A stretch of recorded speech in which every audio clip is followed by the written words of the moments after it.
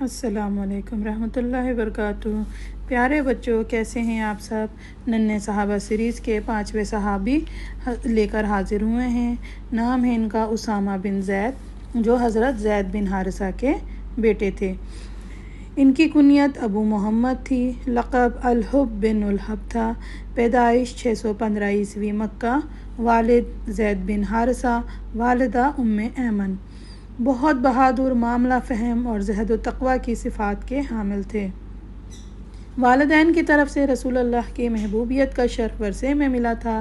آنکھ کھولتے ہی گہوارہ اسلام میں پرورش پائی تھی، اسی لیے ان کی زندگی کا کوئی حصہ کفر و شرک سے آلودہ نہ ہوا تھا۔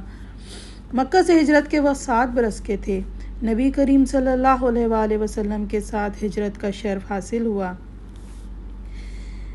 حضرت اسامہ بن زید کی اہمیت کا اندازہ اس بات سے لگایا جا سکتا ہے کہ جب بارگاہ نبوت میں کوئی ایسی سفارش کرنی ہوتی تھی جس سے حضرت عائشہ رضی اللہ تعالیٰ عنہ رکتیں تو وہ حضرت اسامہ کے سپرد کی جاتی تھی۔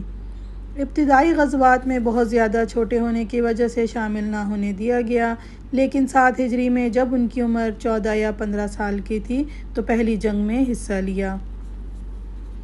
فتح مکہ کے موقع پر رسول کریم صلی اللہ علیہ وآلہ وسلم کے ہمراہ ایک ہی اونٹ پر سوار تھے، اور اس وقت جب نبی کریم صلی اللہ علیہ وآلہ وسلم خانہ کعبہ میں داخل ہوئے تو ان کے ساتھی کعبہ میں داخل ہوئے تھے۔